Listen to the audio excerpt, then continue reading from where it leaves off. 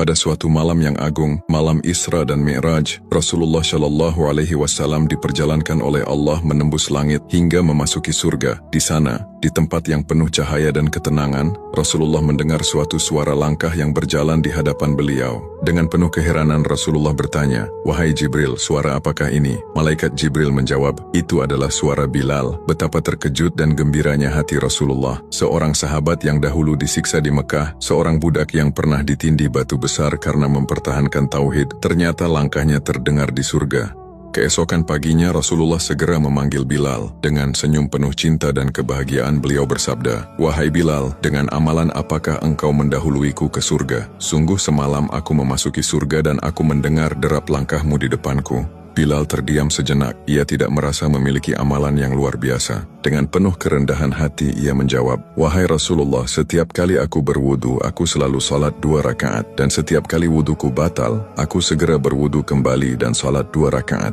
Mendengar itu Rasulullah bersabda singkat namun penuh makna, "Dengan amalan inilah, bukan amalan besar yang terlihat oleh manusia, bukan keberanian di medan perang, bukan pula harta atau kedudukan, hanya istiqamah dalam kesucian dan salat 2 rakaat yang terus dijaga." Namun perlu dipahami dengan lurus, hadis ini tidak berarti Bilal masuk surga lebih dahulu daripada Rasulullah, karena Rasulullah adalah manusia pertama yang akan dibukakan pintu surga pada hari kiamat. Adapun yang terjadi pada Bilal adalah Allah memperlihatkan kemuliaannya dengan memperdengarkan jejak langkahnya di surga sebagai kabar gembira baginya. Menariknya, Bilal sendiri tidak mengetahui keutamaan itu, hingga Rasulullah yang mengabarkannya. Kisah ini juga menunjukkan kerendahan hati Rasulullah Shallallahu Alaihi Wasallam. Beliau bergembira atas keutamaan sahabatnya, bahkan menceritakannya kepada khalayak untuk memuliakan Bilal. Kabar ini sampai ke telinga Abu Bakar radhiyallahu anhu. Dengan penuh semangat, beliau berkata, "Seandainya aku dilahirkan oleh orang tua Bilal, sehingga aku bisa menjadi seperti Bilal."